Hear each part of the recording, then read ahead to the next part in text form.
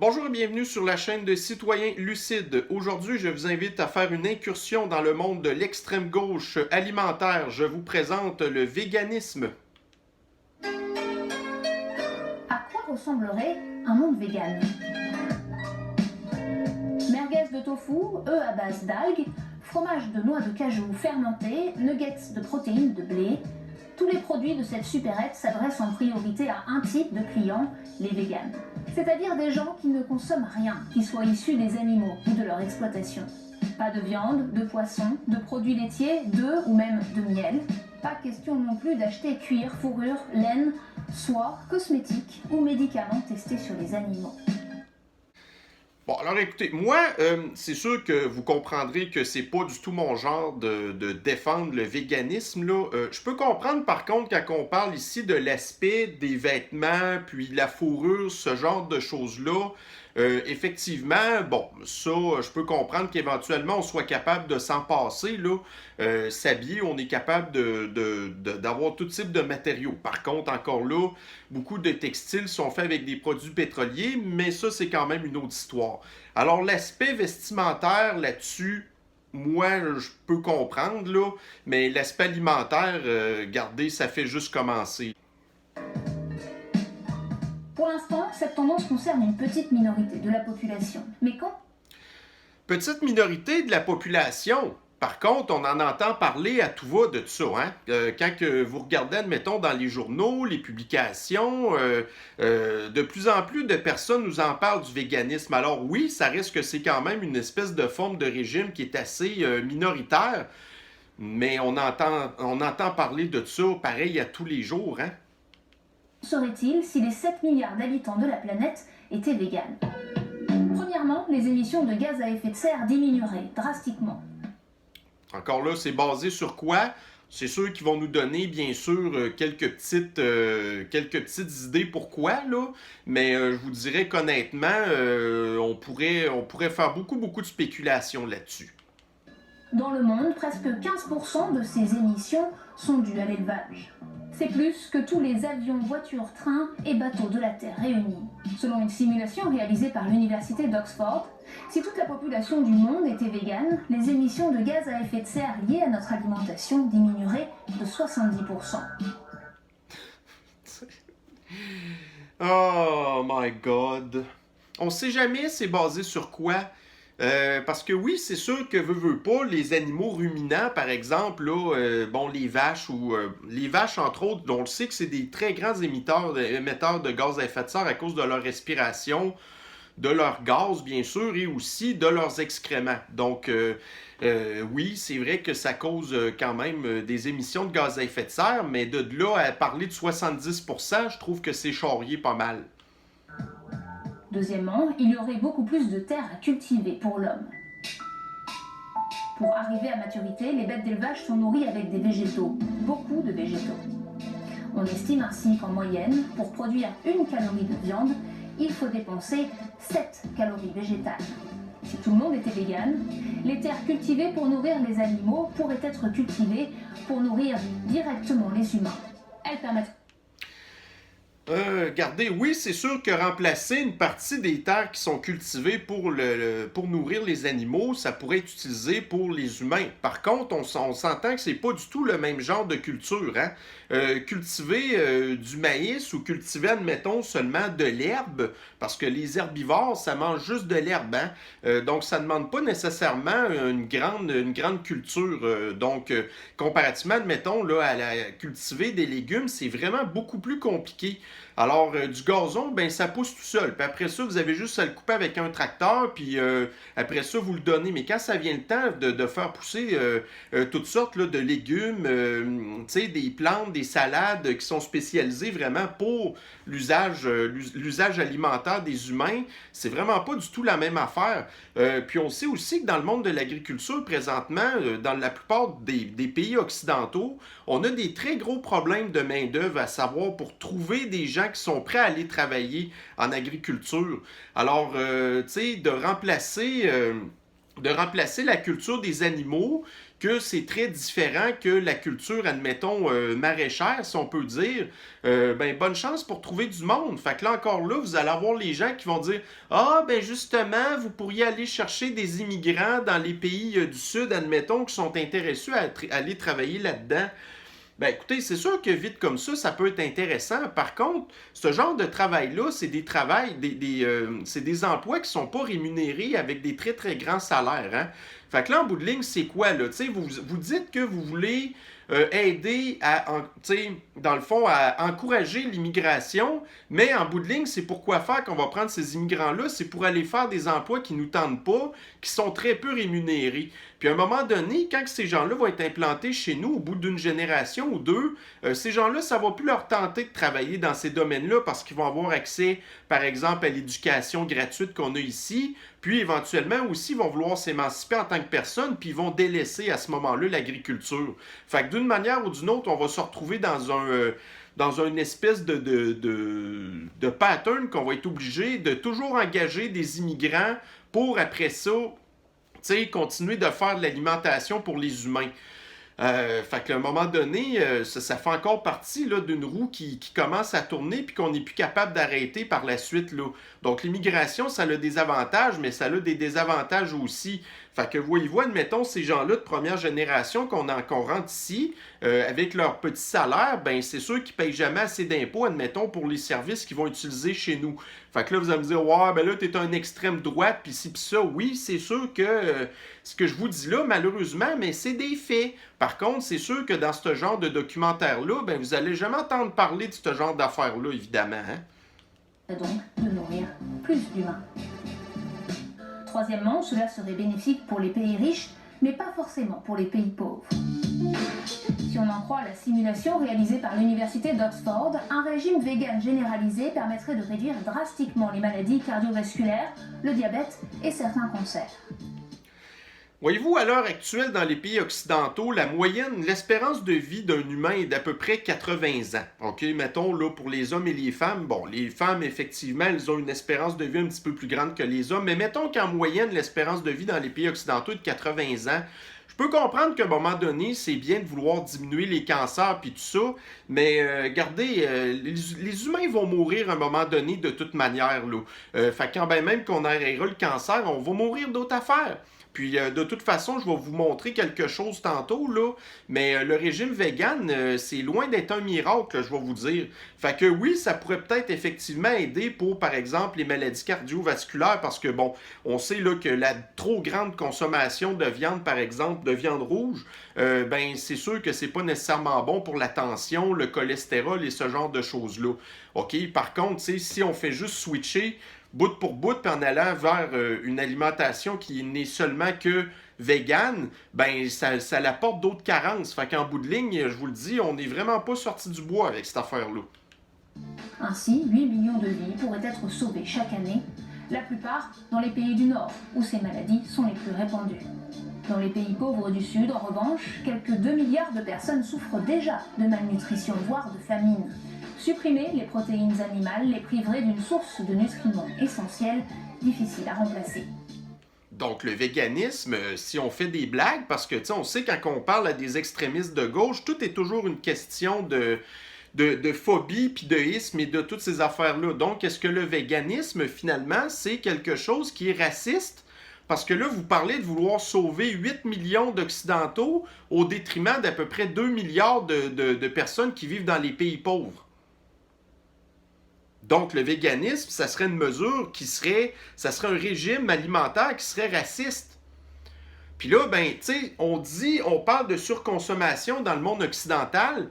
On dit que le problème, c'est les Occidentaux, OK? Parce que nous, on surconsomme, on a une capacité de pouvoir acheter des affaires, OK? Avoir un rythme de vie qui est plus élevé, par exemple, que les gens qui sont dans un pays pauvre, puis qui se contentent de pas grand-chose pour survivre. Fait que là, vous voulez diminuer la population occidentale parce qu'on surconsomme, mais là, vous voulez sauver la population occidentale, mais vous voulez sacrifier, admettons, la population des pays pauvres. Ouais, mais là, les pays pauvres, justement, ben, on pourrait faire l'immigration pour les amener ici. On se retrouve exactement avec les mêmes problèmes que je vous ai racontés tantôt. Quatrièmement, beaucoup d'animaux mourraient. Par exemple, dans un monde vegan, on ne consommerait plus de miel. Donc, il n'y aurait plus d'apiculteurs.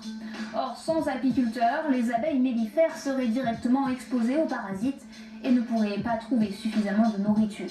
Résultat, il y aurait beaucoup moins d'abeilles. De même, dans un... Et ça, c'est un gros problème. Leurs plantes qu'ils mangent, là, hein, ben ça prend justement là, des abeilles pour être capable de polliniser là, et justement faire la reproduction des plantes. OK?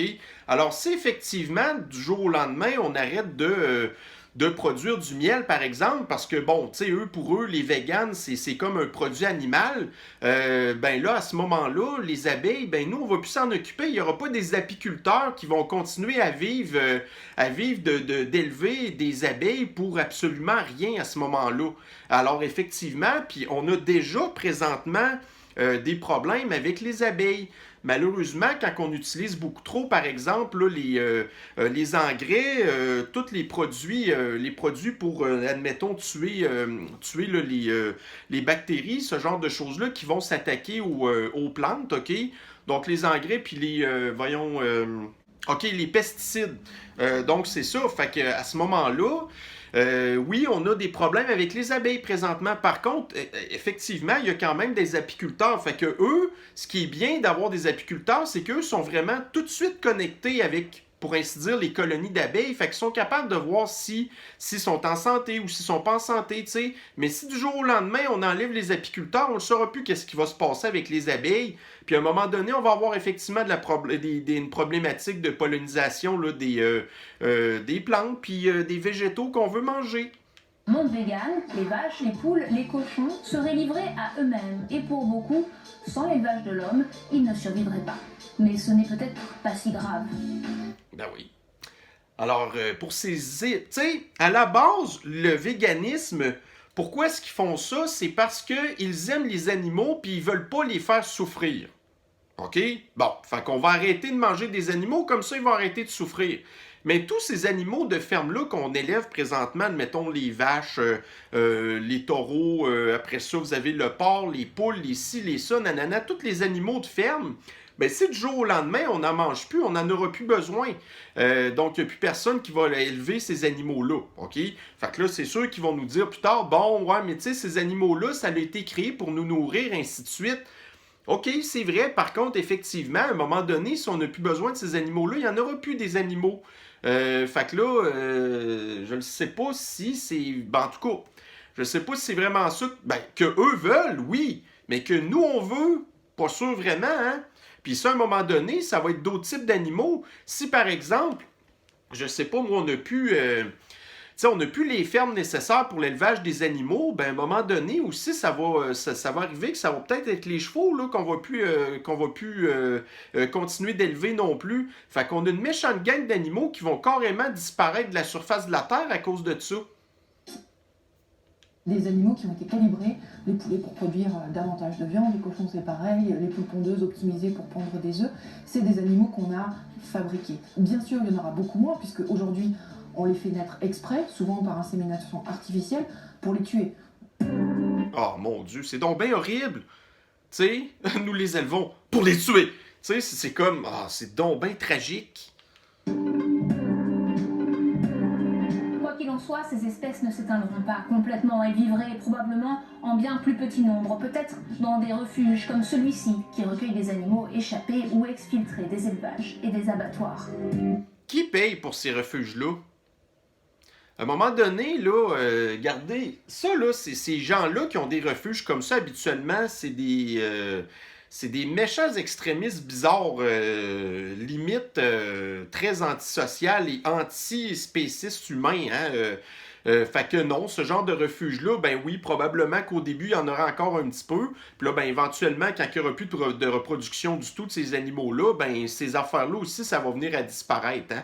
Fait que là, ces espèces de sauveurs-là des animaux, ils vont venir qu'à faire quoi à un moment donné? Ils vont s'ennuyer, alors que là, présentement, au moins, ils ont l'impression de faire de quoi de bien pour l'humanité. Mais encore là, ces animaux-là, ben il faut que quelqu'un s'en occupe. Puis si, tu sais, les personnes qui s'en occupent, c'est des vétérinaires. Puis si du jour au lendemain, on vient qu'on n'a plus, admettons, d'animaux de ferme en grand nombre, Donc, à ce moment-là, ben, on n'aura plus besoin de vétérinaire non plus. Donc, ces animaux-là, il n'y aura plus personne qui va être là pour les soigner. Hein? Ben, ça encore là, c'est tout encore des affaires que ces gens-là, ils pensent jamais. Ils anticipent jamais, ces gens-là. Jamais, jamais. Reste une question. Dans un monde où on ne consomme plus les animaux, quel statut leur donner? Hey, donner un statut à des animaux. Écoutez ça, vous allez pas en revenir. C'est précisément la question à laquelle plusieurs philosophes réfléchissent aujourd'hui. Dans leur essai Zoopolis, Will Kymlicka et Sue Donaldson proposent ainsi de donner aux animaux un statut juridique comparable à celui des enfants ou des personnes en situation de handicap. All domesticated animals are capable of having social relations with us. They could not have been domesticated if they were not capable of coming to trust us, to exist physically beside us, to be able to communicate with us, to understand shared rules. And we think that's a capacity that we can draw on and we should draw on in our relations with all domesticated animals. Et voilà! On a déjà présentement, actuellement, quand même des lois en rapport avec la cruauté envers les animaux. C'est suffisant. Mais là, commencer à dire, admettons qu'une poule, c'est à peu près, ça a autant de droits, par exemple, qu'un enfant qui naît avec une trisomie 21, ben là, je pense qu'il y a, là, à un moment donné, il y a un gros écart, là. Fait que, non, là, commencer à vouloir donner des droits sur ces animaux-là, qui seront même pas capables de se défendre eux-mêmes, puis là, à un moment donné, c'est quoi? Tu sais, à un moment donné, comment tu veux venir qu'à cet animal-là qui va pouvoir dire qu'il a subi, admettons, un préjudice ou quelque chose comme ça? C'est parce que là, ça rouvre une méchante boîte de Pandore, une affaire de même, hein? Les poules ou les canaris ne seraient donc plus considérés comme une propriété, mais comme des membres à part entière de la société, disposant de droits comme l'accès aux soins médicaux ou la liberté de circuler, par exemple. Ça n'a plus d'allure. Ça n'a plus d'allure. Imaginez-vous, admettons, vous avez un perroquet ou un canari chez vous que, bon, la nuit, admettons, ben, vous le gardez en cage. Mais là, avec cette histoire-là, vous n'avez plus le droit, là, parce que tout d'un coup, ces animaux-là, ben, veut pas, garde, c'est de la séquestration, puis c'est de la cruauté, puis c'est toutes sortes d'affaires de même. Vous auriez un hamster dans sa cage, c'est la même affaire. Vous avez un chien un peu, ben, je sais pas, moi, votre chien, admettons, votre chien husky, qui a besoin d'être attaché, parce que sinon, il va se sauver. Ben là, t'as pas le droit d'attacher ton animal. Voyons donc, espèce de cruauté. Voyons, tu sais, voyez-vous, ça aurait pu de fin, ce genre d'affaires-là. Alors, c'était l'espèce de petit documentaire que je voulais vous montrer pour vous introduire au monde des véganes. Et maintenant, je vais vous lire un article que des personnes, donc des scientifiques, se sont basés. Ils ont fait une étude pour voir si le régime vegan, si c'était bon pour les humains. Donc, voici l'article en question. C'est un article qui est de CNN. Puis CNN, vous savez, hein, c'est quand même un média de la gauche, extrême gauche. Hein? Alors, imaginez-vous, en plus, l'article a passé là-dedans. Donc, ce que l'article dit, le titre, « Les véganes auraient un risque plus élevé pour souffrir de fractures des os qu'une étude a prouvé. » Donc, sur une liste, de points pour et de points contre qui est de plus en plus élaborée en rapport avec une diète qui est basée sur la consommation de plantes seulement, Donc, il y a ici un plus grand risque de pouvoir souffrir de fractures des os. Et ça nous prouve ça que, en fait, ça serait un des points qui pourrait à ce moment-là dire que le véganisme, c'est pas une si bonne affaire que ça, finalement. Donc, les véganes et les végétariens auraient un risque plus élevé de souffrir de fractures que, par exemple, des mangeurs de viande, qui, selon une très grosse étude, qui a été publiée dimanche, en tout cas, bref, dans le journal BMC Medicine. Donc, les fractures dans le monde des adultes et des personnes plus âgées, c'est plus commun. Donc, c'est sûr que, tu sais, en vieillissant, veut pas, nos os vont être quand même moins solides qu'ils étaient. Puis, c'est sûr que plus vous vieillissez, plus que vous êtes à ce moment-là, c'est possible là, que vous ayez une fracture. Donc, par exemple, les personnes âgées souffrent, par exemple, souvent des fractures du bassin parce que, bon, ils ont moins d'équilibre, puis admettons, ils vont tomber, et à ce moment-là, ils vont avoir une fracture. Donc oui, ça, c'est des affaires qu'on savait déjà. Par contre, là, cette étude-là, elle s'est vraiment penchée sur le cas des végétariens et aussi des véganes. Donc, les véganes et les végétariens sont des gens qui ont déjà une densité osseuse moins grande que les gens qui ne sont ni végétariens ni véganes, OK?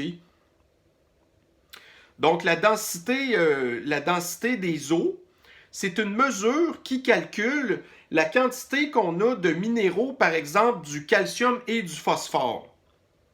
Donc, dans un certain volume d'os. Ça, c'est encore là, c'est selon l'Institut national de cancer des États-Unis. Donc, quelqu'un qui va prendre beaucoup, beaucoup moins de calcium, OK, de calcium et de protéines. Donc, admettons du calcium, on sait si on trouve ça majoritairement dans le lait ou dans d'autres affaires comme ça. Mais c'est sûr que quand on pense au calcium, habituellement, on pense à la consommation du lait, par exemple. Donc, c'est ça, on s'est rendu compte que les gens qui ne consomment pas de lait, par exemple, donc les végétariens et les véganes, donc ils ont des niveaux de calcium et de protéines qui sont vraiment beaucoup plus bas que les gens qui mangent de la viande.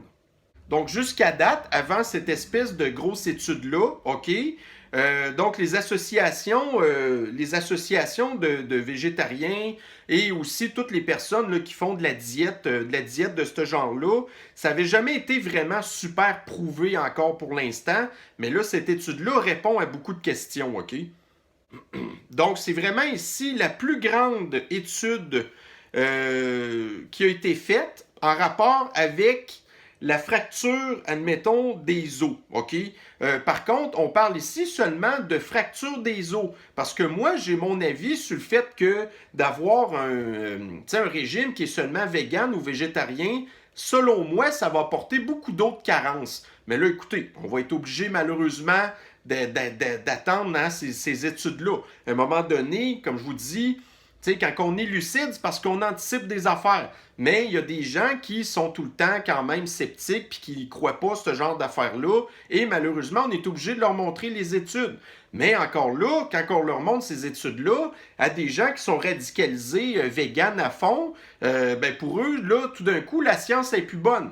Alors, vous ne serez jamais capable de toute façon de pouvoir échapper quelqu'un qui est radicalisé au maximum, hein? Donc, voyez-vous, l'auteur de cette étude-là s'appelle Tammy Tong. Donc, c'est un épidémiologiste en nutrition. Donc, je ne connaissais pas ça, mais bon. Alors, voyez-vous, ce gars-là, il est dans le département de Nutfield à l'université d'Oxford. Alors, je pense qu'il doit savoir quand même de quoi il parle. Donc, c'est une étude, bien sûr, donc, ça a été fait à Oxford. Ça, c'est en Angleterre.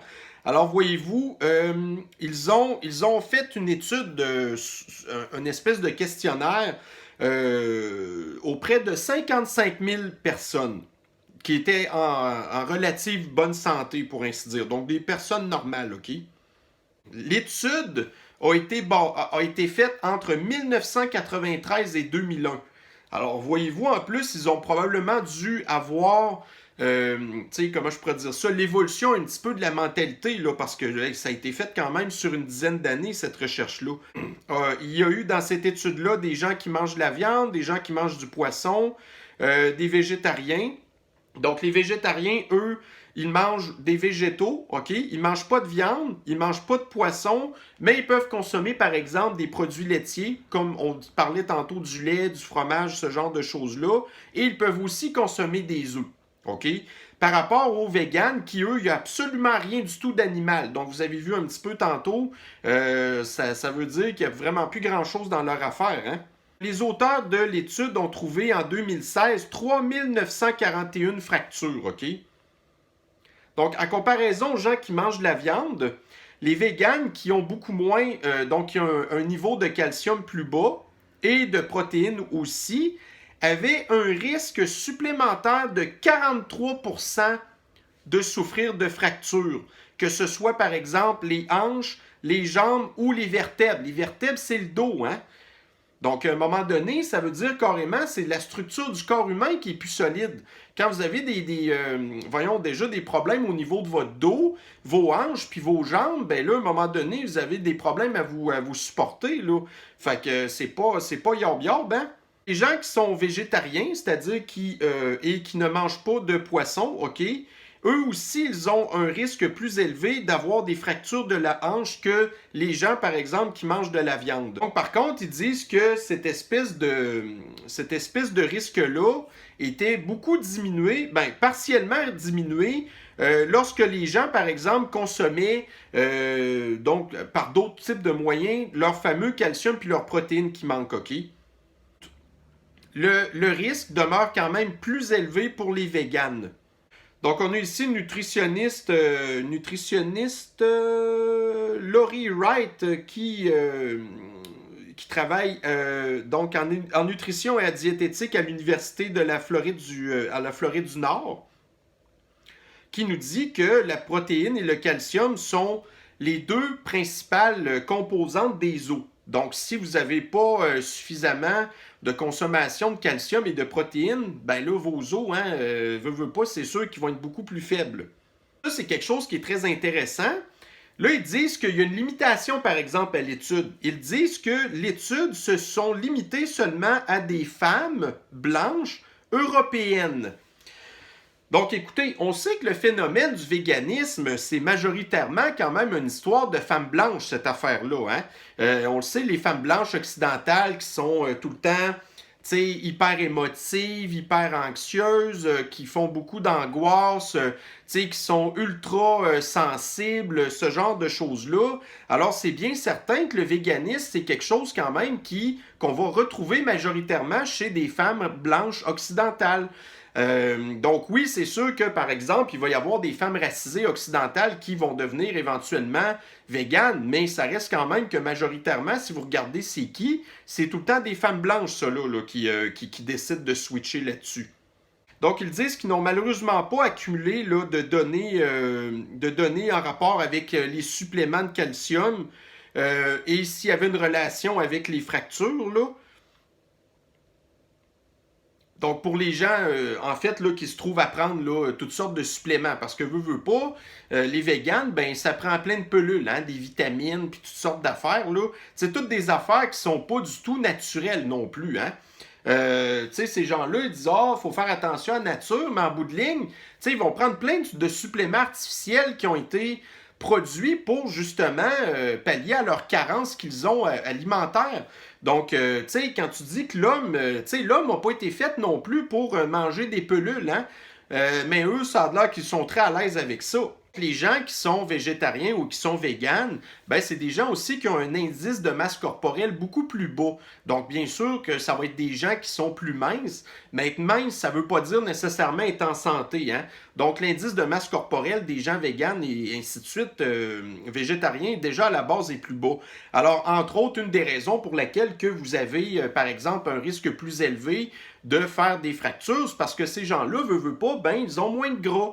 Donc, c'est-à-dire, par exemple, des moins grosses fesses. Donc, pour amortir leur choc si jamais ils tombent sur leur derrière. Alors, c'est bien certain que si tu es fait sur un frame de piquette, ben, si tu tombes, veux pas, t'es comme moins capable de pouvoir résister au choc quand même, Bon, alors ici, on a encore un très important bout qui nous parle des risques nutritionnels d'avoir une diète qui n'est basée que sur les plantes.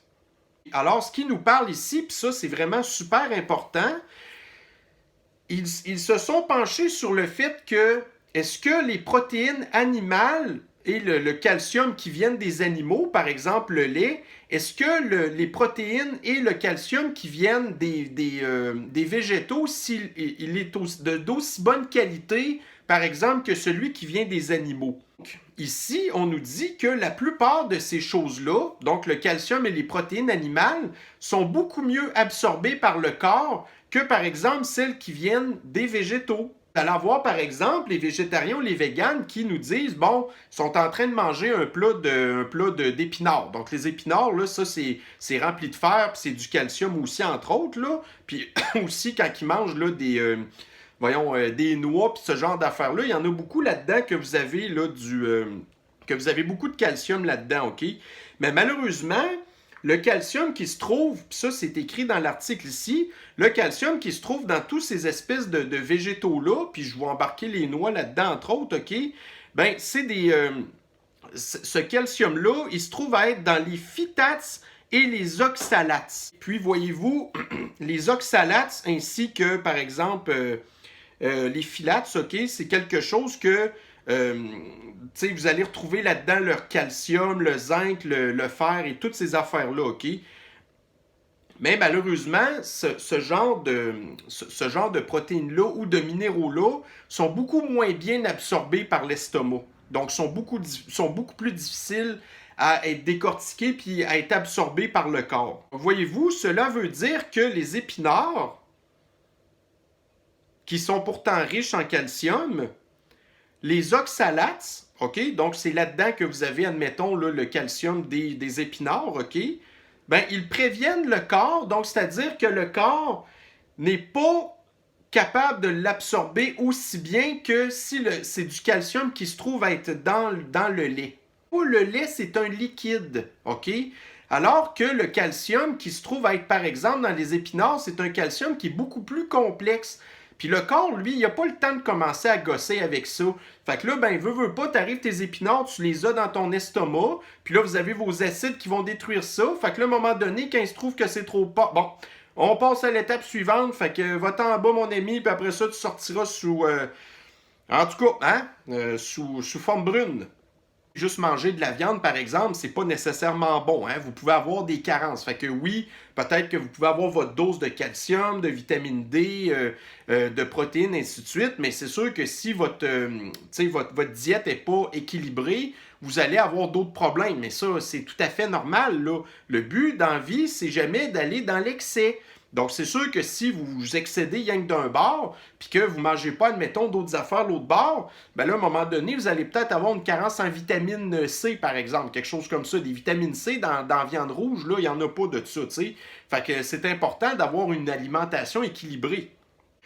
Donc, les gens qui sont véganes ou qui sont végétariens doivent porter une attention particulière à vraiment prendre les suppléments qu'ils ont besoin pour être capables d'avoir eux aussi là, ce que leur corps a besoin. Encore là, une autre étude a prouvé que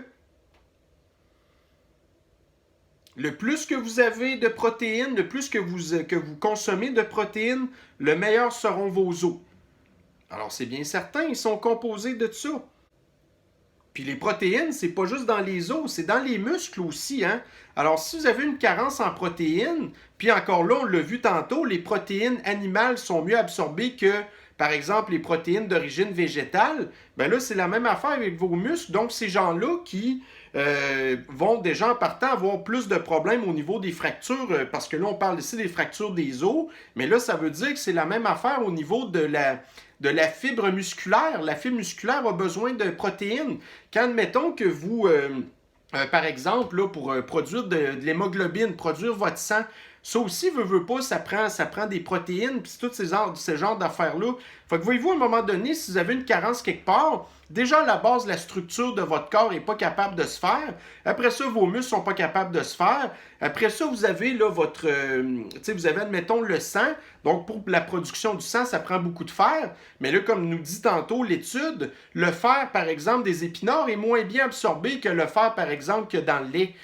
Donc, ces gens-là ont des carences partout au niveau du corps. Mais moi, je pense qu'il peut en avoir aussi au niveau intellectuel. Si à un moment donné, vous vous nourrissez pas bien, ben à un moment donné, veut pas, votre cérébral aussi va avoir de la misère à pouvoir se nourrir. Fait qu'à un moment donné, ces gens-là, ils ont vraiment plein de problèmes. Donc, par exemple, la fatigue chronique, peut-être que leur angoisse vient de là aussi à un moment donné, quand tu es tout le temps fatigué, ton corps va pas bien, tu sais. Fait que tu peux avoir des signaux quand même intellectuels qui disent, garde, ça va pas bien, puis ça peut créer toutes sortes d'affaires. Je suis pas mal sûr qu'éventuellement, ou il y a peut-être déjà des études qui sont en train de se pencher sur cette affaire-là. Mais là, voyez-vous, je pense que ce qu'on vient de trouver avec cette affaire-là, c'est seulement la pointe de l'iceberg, hein? Ils nous disent ici que si, admettons, vous avez l'intention de vous lancer dans une diète végane, ben c'est vraiment important que vous consultiez des experts en nutrition. Fait que là, ils vont vous donner plein de pelules à acheter pour justement être capable là, de, autant que possible, de limiter vos carences en toutes sortes d'affaires que vous auriez besoin autrement. Ça commence à être compliqué pas à peu près, hein? On a la nutritionniste qui nous dit qu'admettons que vous prenez des capsules, par exemple, de calcium, OK? Ben, ils disent que ça, à un moment donné, t'en prends trop, ben, ça peut avoir, à un moment donné, l'effet inverse. Fait que c'est vraiment important que ça soit super bien calculé, ces affaires-là, hein? Donc, ces gens-là, effectivement, comme je vous disais tantôt, qui à la base ont déjà un indice de masse corporelle qui est plus bas que la moyenne, ben eux aussi, ces gens-là doivent s'organiser pour éviter d'être, il faut jamais être en obésité, mais il ne faut pas être à l'inverse non plus. Donc, à un moment donné, ces personnes-là, ben il faut peut-être qu'ils mangent plus, on ne le sait pas, parce que veut pas, tout ce que vous mangez, c'est moins bien absorbé par votre corps. Puis, mettons une salade dans un pot normal, ben vous avez comme pas mal moins de stock là-dedans que si vous mangez un vrai bon steak, hein? Alors, c'est la même chose pour les gens qui ont une diète, mettons qu'on pourrait dire standard, OK? Donc, encore là, c'est bien sûr que le but, c'est d'avoir un maximum, une alimentation qui est équilibrée. Mais quand on regarde présentement, comme par exemple, je sais que le guide canadien de l'alimentation, ça essaie de plus en plus de nous apporter vers cette espèce d'alimentation-là végane, puis de nous décourager à prendre la viande rouge et le porc, le poisson et toutes ces affaires-là, évidemment dans le but de vouloir protéger nos pauvres animaux faibles et sans défense. Mais là, à un moment donné, voyez-vous, qu'est-ce que ça peut amener comme autre problème? Puis quand on parle aussi des suppléments que les véganes prennent, c'est souvent des affaires qui coûtent quand même pas mal cher. Une autre affaire aussi que les véganes vont faire souvent, c'est qu'ils vont manger biologique. Fait que c'est bien beau, admettons, prendre un brocoli, là, un brocoli normal ou un brocoli biologique, ben vous payez 2 fois plus cher. Fait que là, à un moment donné, c'est pas pour une question économique que vous faites ça, hein? Alors, en tout cas, c'est ce que je voulais vous montrer aujourd'hui. Donc, c'est une petite incursion dans le monde de l'extrême gauche. Parce que oui, on sait que les véganes sont très souvent quand même des gens qui vont être plus humanistes et ce genre de choses-là parce qu'ils veulent sauver la planète. Mais là, voyez-vous, toutes les espèces de gros paquets de troubles que ça l'amène d'un autre côté, ils se nourrissent même pas bien vraiment, tu sais. Alors, en tout cas, si jamais quelqu'un vous dit qu'il veut devenir vegan, gardez, dites-lui, OK, mais encouragez-les pas là-dedans, là. Éventuellement, vous allez avoir, en tout cas. Puis peut-être une autre affaire aussi que j'ai vue, qui était peut-être une légende urbaine, mais j'avais vu à un moment donné une fille qui était une végane, OK, qui a décidé, pour une période de 30 jours, de laisser complètement sa diète végane et de ne manger que de la viande pour 1 mois, pendant 30 jours, OK? Ben imaginez-vous que cette fille-là, en tout cas, puis comme je vous dis, c'est peut-être pas vrai, mais de ce qu'elle nous disait, c'est qu'à la fin de son 30 jours, elle ne s'était jamais aussi sentie bien que ça. C'est sûr, parce que quand elle était végane, ben elle était tout le temps fatiguée. Ça revient un petit peu à ce que je vous disais tantôt. Alors en tout cas, si jamais vous avez d'autres choses à dire sur le sujet, vous vous gênez pas, on a toujours là, le fil de discussion en bas. Et puis, on encourage évidemment le débat des idées. Encore là, c'est un sujet là, qui va évidemment diviser beaucoup la population, mais c'est encore des affaires émotives, ces affaires-là. À la base, les gens sont devenus véganes parce qu'ils voulaient défendre les animaux. Alors, hein, les films de Bambi puis tout ça, ça fait pleurer. Fait que, ben c'est ça, il faut arrêter de manger en tout cas. Alors, je vous laisse là-dessus, mes chers citoyens lucides, et nous nous reprenons sur une prochaine capsule. Bonne journée à vous. Bye bye.